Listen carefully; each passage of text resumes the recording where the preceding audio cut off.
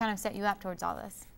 Well, I actually got a business minor through the Mays Business School, and so I would say Finance 409 with Dr. Guyton was one of the main intricate classes that kind of taught me the business side of things, because I would say I was more on the, the actual putting the product in front of the customer and creating the atmosphere and the customer service. So I needed to definitely step up on the financial side of things. I would say, as far as any classes I took, aside from shadowing those guys in Austin, I didn't take any formal classes. I relied on my dad for a lot of help and input. He's actually an entrepreneur as well.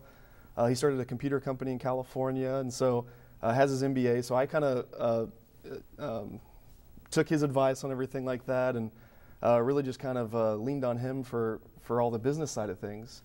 And then I just really focused on what I could learn on the coffee side and customer service, and trying to kind of attack it from that angle. And so I feel like together we kind of made a good team, even though it's now my coffee shop. I really couldn't have done it without him. So entrepreneurs running the family.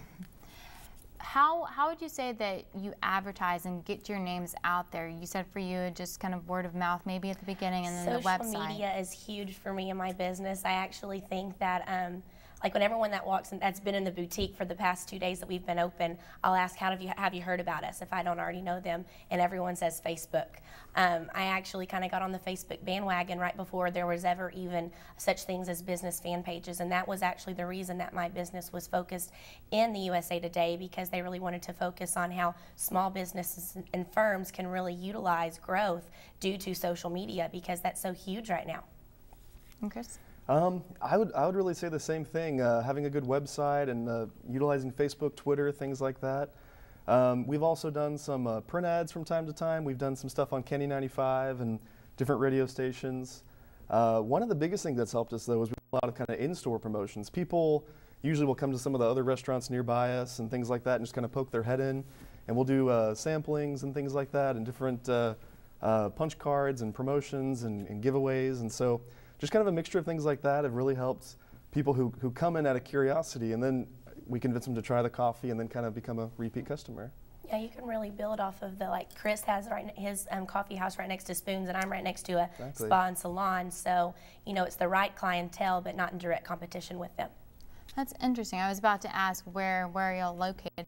And okay, so for you, before you actually opened your boutique, were you the only person working for your company? I was a one-woman show. Wow. Yes, ma'am. Busy. So what all did you have to take care of? It just seems to own a business. It just seems very overwhelming. There's still some handcrafted items that we carry, and customer service, answering emails, phone calls, booking shows, looking up, getting with all the realtors and stuff and looking for a shop. But I just really took the aspect of I wanted to do as much as I could and save on labor, so that wasn't such a risk whenever I did open, and so that I could really put more into my inventory and focus more on my customers rather than reaching out into employment just yet. And what is your website? We've been talking about it. What is your website? My website started just as a website, and we just had like an about the company page, a blog, and our different items that we had for sale. And with time, the customers really demanded an online store and an actual checkout process. And so it's www.southernjewels.com. And so I also have a lot of out-of-state clientele that I can't reach or that can't come to my boutique. So they definitely have that way of means of buying from us. And what all kinds of merchandise do you offer? Jewelry, accessories, apparel, basically anything that you would see in a regular boutique, but we like to have maybe a little Texas twist to it, maybe a little more southern look and a little bling and rhinestone touch. Is some of the things that you're wearing from the store? Everything? And so you make all of these products by yourself? No ma'am, no ma'am. I only make a few. Okay. Like we still do a few handcrafted items. Okay. And so, Chris, for you and the employing and having other employers side, you had to start off with probably some help at the very beginning. Yeah, definitely. Because the shop's open 7 days a week from 8 a.m. to 1 a.m. And so that's a ton of time to staff and keep covered. And in the beginning, we were really lucky, got a great staff, a lot of great employees, and mostly students here, and a few older people. And it's been a great team and a great kind of collaboration in that sense. In the same sense, you learn to wear a lot of hats, like doing the marketing, doing the business side of things, then managing things. And so just learning to kind of divide your time like that and make the most of your time. And so both very busy. Yes, definitely. Well, thank you guys. Y'all stay with us. We'll be right back. There is a moment when you know you'll never be the same. A moment when their genius sparks a new way to see, to think, to be more. Big idea!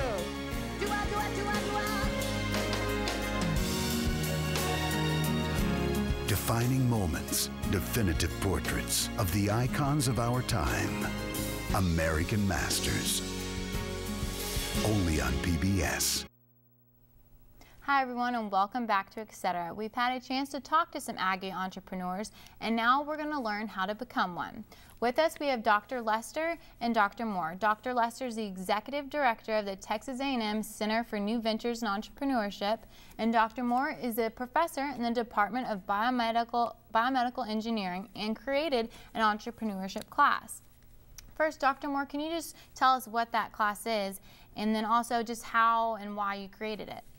Yeah, sure. This is a course designed primarily for biomedical engineers, although any student can take it. And really the idea is to just take them through the different steps necessary to get a medical product out on the marketplace so it can benefit patients. So there are topic-specific lectures, for example, intellectual property, venture capital, items like that. And then there are case studies, which are real entrepreneurs coming back and telling their stories, how they did it. In many cases, both kinds of lectures are given by former students, which really gives our students a direct connection to the people out there really making it happen. So you said the class was developed for biomedical engineers specifically, but anyone can take it. And so anyone, any age, any major can take this class, or do you have any suggestions if a freshman came up and tried to take this class, or who would you suggest? Well, there's a lot of writing involved, so you know, they need to be good at writing and enjoy that part of it. But really, it's not restricted to any majors, and undergraduates and graduate students can take it. And Dr. Lester, what exactly is the Center for New Ventures and Entrepreneurship? The center is housed in the Mays Business School. We're part of the Department of Management. We've been around since '99. Actually, there was a center in the '80s that disbanded for a while, but then got reset up in '99. So we've been around 11 years. Our mission or vision, so to speak, is really to produce and encourage entrepreneurs. A lot of our scope is directed inside the business school, but we also do a lot of programs that are outside the school as well. So our focus is really on curriculum, and it's also on programs and other initiatives like that. What opportunities are there in the center for undergraduates? For undergraduates, we're basically targeting the Mays students right now, although we have some visions for some programs that go outside of that. But we have a certificate on entrepreneurship program for Mays business students. They take a 4-course sequence. They take a creativity and innovation course. They take a course in new venture startups. They take a course in small business management, and they take a course in leadership development. And in between that, they do an entrepreneurial internship in the summer between their junior and senior years. And so that certificate is offered for any Mays student and also the agribusiness students. And what opportunities are there for graduate students? We have also a certificate program for graduate students that's directed at any upper level graduate student. So it can be master's level students, it can be PhD students, either one could take it. It's a 4-course sequence as well, and it encompasses courses not unlike what the undergraduate certificate has, only at a more advanced level. We do a new ventures course, we do a creativity innovations course. We have a technology commercialization course, which takes technologies such as something that Dr. Moore might have invented, and it goes through the Office of Technology Commercialization. And we put those inside the classroom, and then the students actually look at how to commercialize technologies. And we also have an advanced leadership class in that certificate program as well. So you said the center is affiliated with Mays Business School.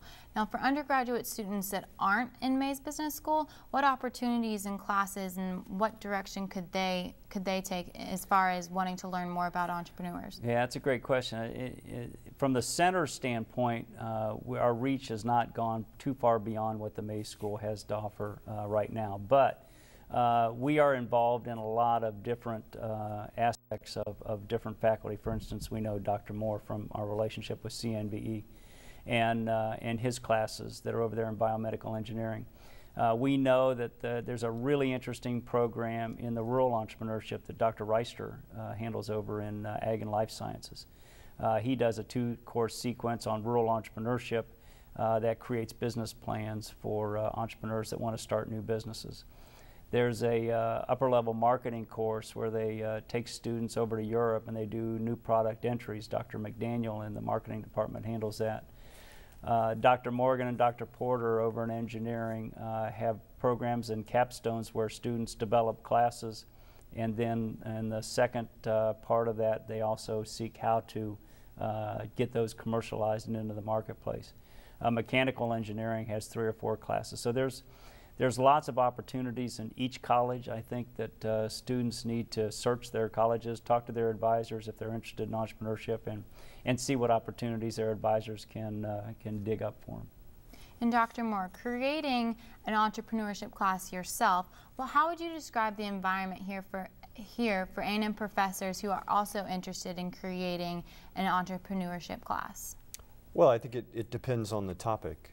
It's something that lends itself well to biomedical engineering because if you come up with an idea for a new medical device, there are certain steps you have to go through to get it out on the market. So really, I think it just depends on the topic, and that's going to lead to a lot of student interest or not, and to me, that's really the key. What all does your curriculum entail?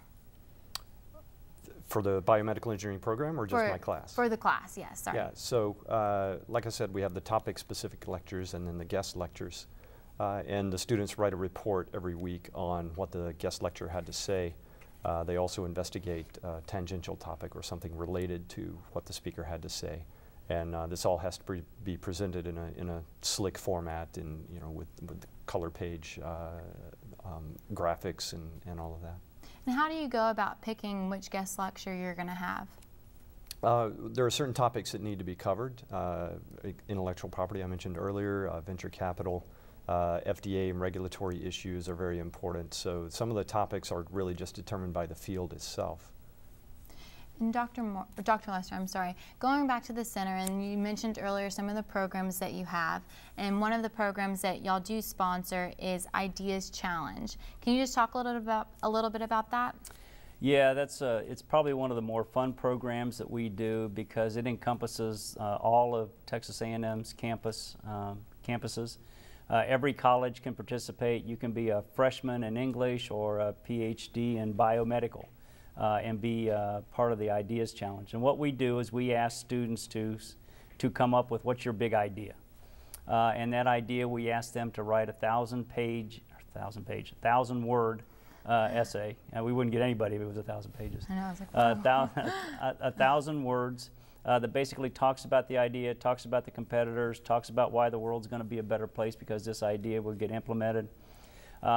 We had probably 250 ideas submitted last year. I'd like to see that number way up above 300. So the more students that we get in there, the better. We give cash prizes away. I think I looked up over the last 8 years that we've been doing this, we've given away $112,000. We'll give away probably $8,000 next spring on Dead Day, but as much as the money is that, we will also bring to campus about 80 or 90 business professionals. The top 40 ideas that get ranked will come and present on Dead Day, which is the first week in May. And that allows the student to interact with the business community and then, of course, the potential to win some cash. Well, it's been great talking, y'all. It's awesome to know how to get started as a student to become an entrepreneur. Thanks for joining us on This Week at Etc.